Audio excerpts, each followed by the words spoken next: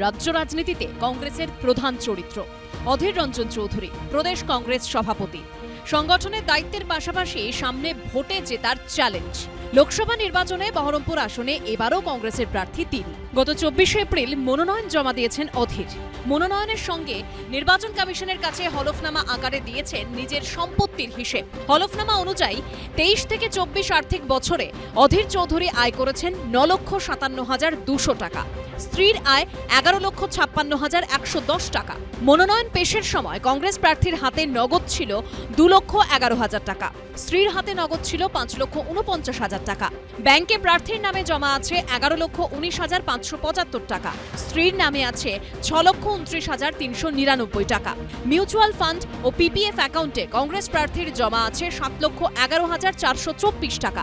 প্রার্থীর স্ত্রীর নামে আছে 3,46,891 টাকা। অধীর এবং তার স্ত্রীর নামে আছে একটি করে গাড়ি, যার বর্তমান মূল্য 10,15,275 টাকা। কংগ্রেস প্রার্থীর আছে 200 গ্রাম সোনা, স্ত্রীর 585 গ্রাম। মোট দাম 56,44,150 টাকা। সব মিলিয়ে অধীর চৌধুরীর অস্থাবর সম্পত্তির পরিমাণ 39,35,571 টাকা। তার স্ত্রীর অস্থাবর সম্পত্তি 64,41,144 টাকার। শুধু অস্থাবর সম্পত্তি নয়, হলফনামায় স্থাবর সম্পত্তিরও হিসেব দিয়েছেন কংগ্রেস প্রার্থী। হলফনামায় অধীর জানিয়েছেন তার এবং স্ত্রীর নামে কোনো কৃষি জমি নেই, তবে অকৃষি জমি, বসত বাড়ি ও ভাড়া দেওয়ার বাড়ি আছে, যেগুলির বর্তমান মূল্য 3,27,40,000 টাকা। অর্থাৎ স্থাবর অস্থাবর মিলিয়ে দম্পতির মোট সম্পত্তির পরিমাণ 4,31,16,715 টাকা।